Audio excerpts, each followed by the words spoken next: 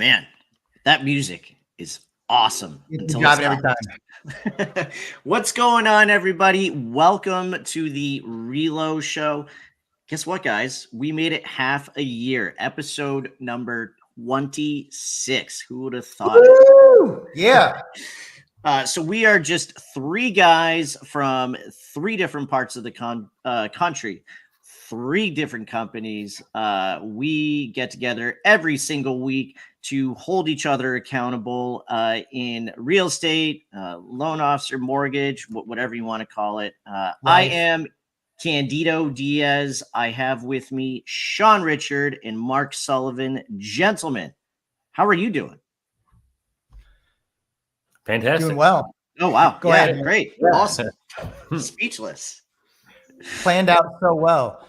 Go ahead, Mark. How you doing, man? I'm doing pretty good. Wins and losses, that I guess that'll tell you how I'm doing. That will. Couple contracts over the weekend. Things that I'm doing on a regular basis, starting to pick up a little bit, taking a few more applications. I guess starting the week on a positive note. Hey, awesome. That's better than starting on a negative note, right? Very, very much so. Well, yeah. I'm right there with you. Let me tell you, hold on. I got to stop just for a second. There is so much positivity that I want to spew out to the people coming from the Northeast. I mean, here in Massachusetts, we had a great weekend. The Celtics are up. The Bruins are up, both 3-1, trying to close out their series. The Patriots had a great draft.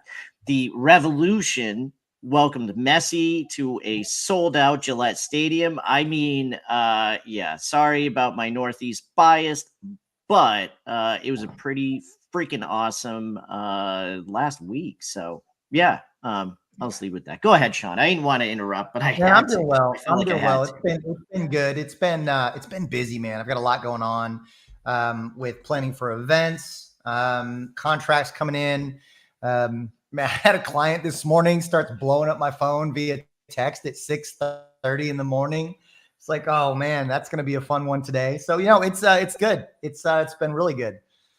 Yeah. Well, fellas, we kind of went over our wins and losses a little bit, but why don't we expand upon it? So Mark, you kind of started out with a little bit, so go ahead. Why don't you finish that? Yeah. I guess. Obviously I said more contracts over the weekend, definitely taking more applications.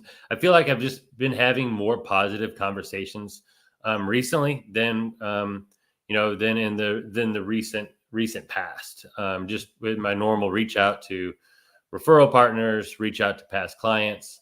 I think I've left those conversations with more positivity. Maybe that was intentional, intentionally being that way or what, but I think there's just a more positive vibe in the air, and I think that's spilling out into other things that's going on. I did lose a contract, but out of normal stuff, I don't want to harp on that with the wins and losses. That was just a home inspection thing. They're out there looking, and they'll replace it soon. So honestly, I don't have a whole lot of losses. I'm going to keep it positive and just go with the wins this week.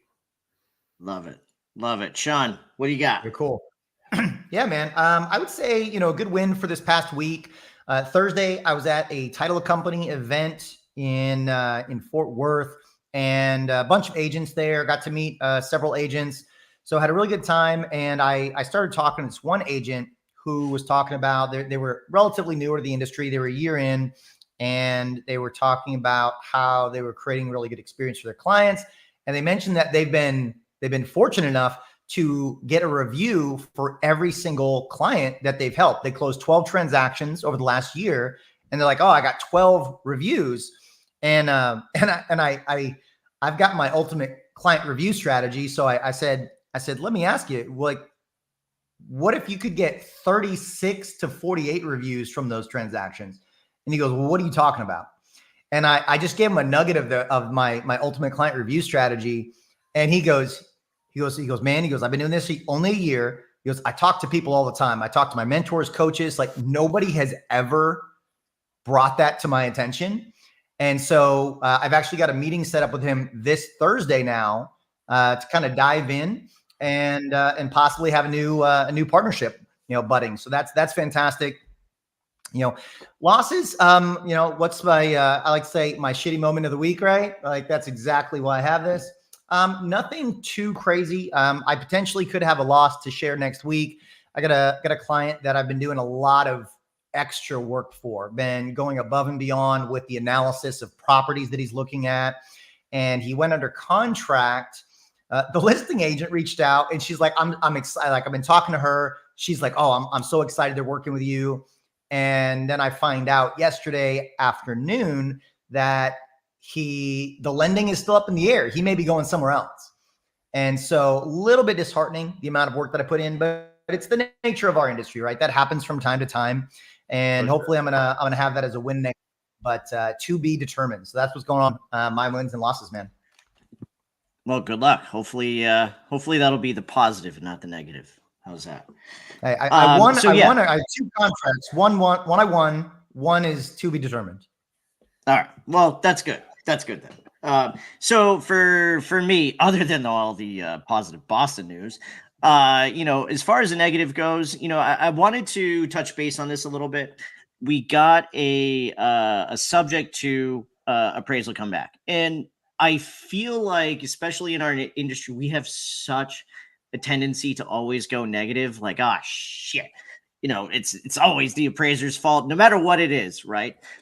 For me, I think the best thing that we can try and do is always stay positive and try to provide solutions. So I spoke with the realtor, I spoke with the client, I laid out 3 options, kind of try to spin it. It's not that big of a deal. We'll get it done. We're still going to close on time. And, lo and behold, because I truly think because I didn't make it and blow it up and have it become this major issue, it didn't become really a major issue. We're moving forward. We figured it out and going from there. So again, I feel like that's 2 weeks in a row. I am going to a job interview and putting the negative to a positive, but that's kind of just what I do. So that's my win for the week. Fantastic, man. All right. Well, today, guys, I think today's a pretty good episode. I love this topic because, like Candido, Mark, like, do you guys work hard to develop relationships with your partners? Yes. Mark's like, maybe. No, yeah. No. I think all of us, in this industry, whether we're loan officers or whether we're real estate agents, we work really hard to develop the relationships we have, whether we're loan officers and it's with real estate partners, whether it's real estate agents with other partners, vendors, title, lenders, things like that. So we work really, really hard to develop those relationships. And then once we have them, sometimes we lose sight and focus on maintaining and continuing to nurture those relationships. So that's our topic today. We're going to be talking about how to nurture the relationships that we've spent so much time and energy to build. Guys, I kind of look at it like, remember those old time hand water pumps? Like, obviously we've never used them, but you remember, you've heard about them, and it's like you got the well and you got the hand pump, and you're pumping. You got to pump like crazy to get those first few drops of water. But then after the water starts flowing, as long as you maintain just a consistent pump on that well, that water keeps flowing pretty steadily. And I feel like that applies wholeheartedly to our industry and the way that we need to approach nurturing our relationships. So Candido or Mark, like, thoughts? What's your take on the topic? I totally agree with you. I had no idea where you were going with that analogy. I was just going to say, we just, have electric up here in the Northeast. But you do you down in Texas. We live in the 1700s here in Texas. Hey, they have their own power grid, Candido. Watch where you step there. No, so for me, I really want to stress. You really need to be yourself with these relationships, right? It should not be one sided. And if you find yourself continually having to kiss ass and suck up to whomever it is, realtor, title agent, whomever, that's not a true relationship. I think, what we're really talking about is you want to have it be beneficial for both sides. And that doesn't, no matter what it is, I feel like, especially with our industry, it's been so one-sided for a long time, where loan officers really are supposed to or expected to just kind of really suck up to especially realtors.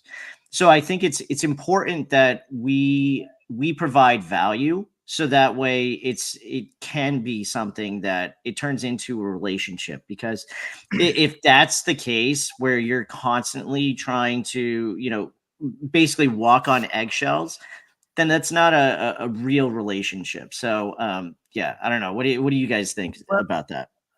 And let me call on that real quick, Candido, because I do agree, right? Like I think in our industry, like we strive for partnerships, and I think there's a lot of relationships that are being, they're talked about as partnerships, but really what they are, they're vendor relationships. And I know as a loan officer, like I don't want to be a vendor. Like I want to be a partner with people. I want to support I want to support and help my partners build, and I want to see them win.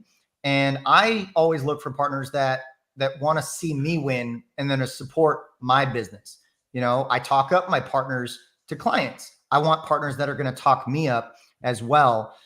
So it should truly be a partnership. It should be, on level ground. It shouldn't be, somebody on a pedestal one way or another. It should be equals striving for the same thing. But I agree that, and that aligns with that. Mark, what are your thoughts? Yeah, I think I take a little bit different of an approach with my business. And I think the last few years, and the way the market has gone, has played a massive role in shaping that opinion. So, I don't think I don't think I felt this way prior, and may, shift gears again, if need be. But the basis or the base of my business is self-generating the leads that I do. My pipeline right now, when I say pipeline, I mean submitted loans that are active, and also pre-approvals. 75% of those deals are deals that I generated on my own, whether they're friends and family, or they're friends and family of friends and family, or it's past clients. Those are the people that I love on the most. Referral partners to me, and hopefully moving forward, referral partners to me will continue to be a secondary pillar.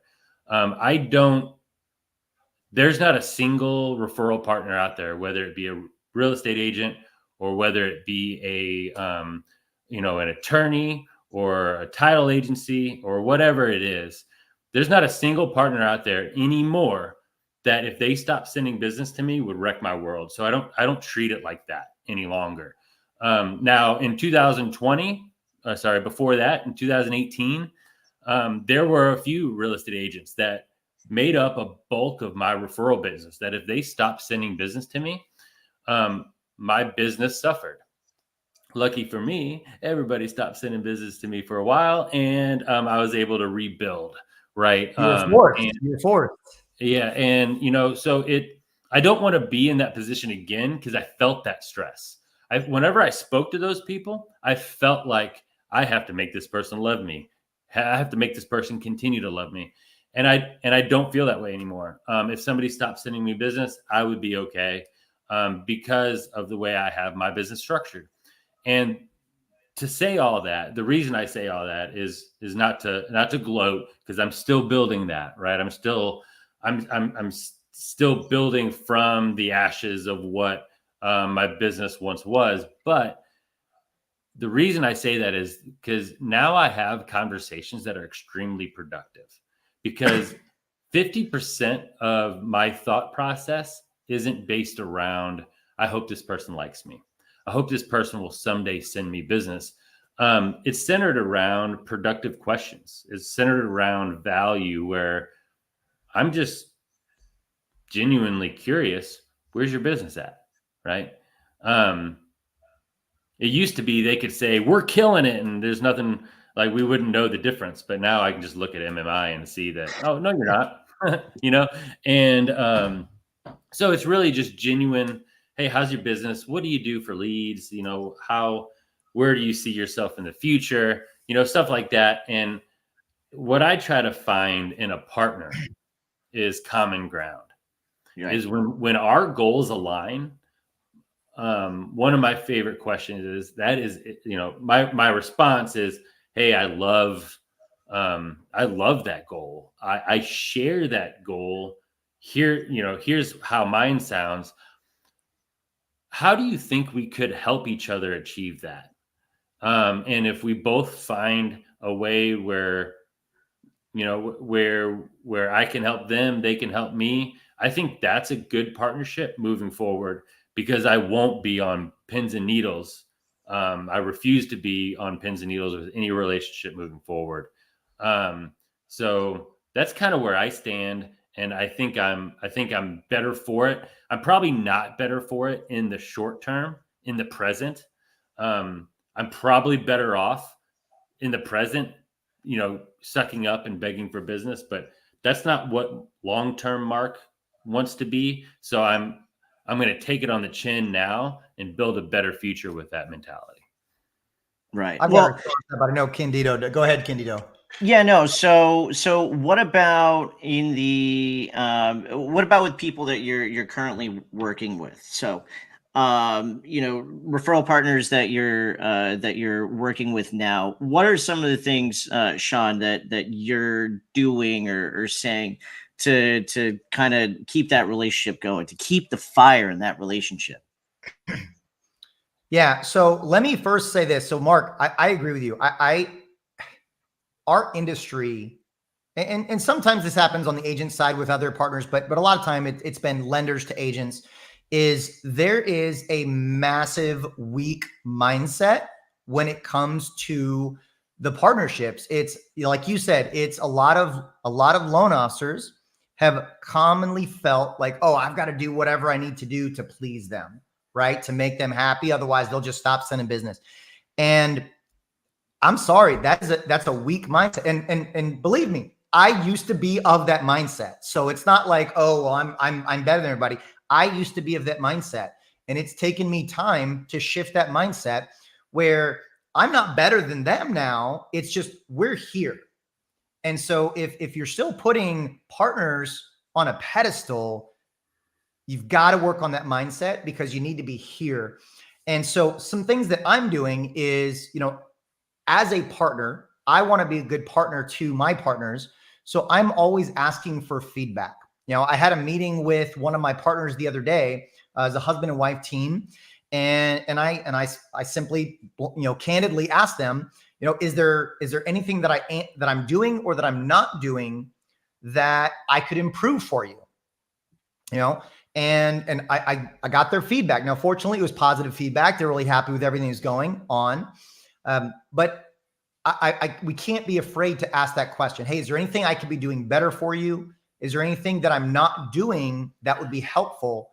And then flip it and saying, hey, here are some things that I think would be beneficial to help you support me as well. And if they don't take that well, then maybe they're not the right partner for you. Or if they're not asking the same questions in return, maybe they're not the right partner for you. And that's okay. You've got to be there to support each other. And it's not a one-way street. It's not us supporting our partners and getting no support in return. And if we're working with partners that think, oh, well, because I send you business, that's all the support that you need, that's all the support that I should be required to give or expected to give, that's that's a weak mindset as well. I hate to say it. I'm going to ruffle some feathers, but that's a weak mindset. A partnership is looking out for each other's best interest. It's working in tandem to progress each other's business. And whether it's doing events together, whether it's, I try to sit down every year with my partners and have a year-end strategy session. Hey, here's how the year went.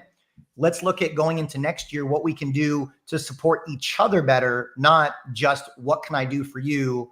And it's allowed me to take my partnerships deeper and to the next level with a lot of my relationships. Not every one of my partners wants to do that. And, and that's okay. But we've got to start reevaluating our partnership and saying, is this really a partnership or is this a one-way street? Yeah. No, I agree with absolutely. that. And I'll take it and run with it a little bit with the, I think the biggest thing that you said, or my biggest takeaway from what you said there, Sean, was, is asking how you can be better, how I can improve myself, with our partnership, right? Hey, I think this is going really good. We've done X amount of loans in X amount of months. This borrower, this was really great to work with. I think, looking back on it, I think on this transaction, I think I could have done this differently. And I think it would have led to a more positive outcome than what we already had. What's your feelings on that? And address something that impacted them negatively and bring it up to where they react to it, right? I want their gut reaction. I brought it up. Now they're feeling it. I want them to talk about it right away. I think that's really good in a conversation, and just saying, well, you're not straying from it, right? You're not right. trying to like, oh, I'm not going to bring, like you're meeting it head on 100%. Right. And I want to do more business with this person. So I want to know how they feel. I don't want to lay in bed thinking, I wonder if Jonathan's going to send me his next borrower, or I wonder how he thinks about how I conduct my business. I just ask. And if he's like, you know what, that really turned me off. And I think it's going to impact, our relationship moving forward. Okay. What could I do to rectify that? What can I do moving forward to rectify that? And I think you can hash that out. I didn't intend for that to go down a negative path. You could just say, hey, we've been working together for 6 months. We've been working together for 5 years. If you could pick one, I know you love everything about me. And I know that you couldn't even imagine yourself working with another lender. But if you had to pick one thing that I did that either you wish I didn't do or you wish that I did better, what would it be? And they'll find something. If somebody's been working with you long enough, they've got something that they're complaining to their broker about, they're complaining to the title company about. You're doing something, even if it's small, and it's good just to take note of it. Then you can assess, is this something I'm willing to change? Is this something that I see to be a problem? And you can make that decision. I'm going to make that change because I think everybody would probably feel that way. It's a big deal to him. I thought it was a small deal. Now I know. And you never have any of that without those conversations. Well, and ultimately you should be working with people that like and trust, right? If you're not, and I think that's the whole point. To me, I think it's extremely important to stay in front of your partners. So you want to make sure that you're constantly meeting with them, or at least touching base. I think I was telling you guys the other day, kind of a different way that I do that is with my, especially towards the end of the year, I do my little candid coquito Christmas spiel and, go around and meet my referral partners. And, Hey, that's like 3 shows in a row. It's my thing. It's my thing. but It's you know, it's April. it's really a perfect it's a perfect opportunity for people to sit there, be vulnerable, and especially at the end of the year. I feel like people are kind of have their guard down a bit. So it's a really good opportunity to get in front of these people, see what's going on, trying to get their feedback as well. So that's what I like to do, and just staying in front of these people is really key, because like I said, they really should be people like, and trust.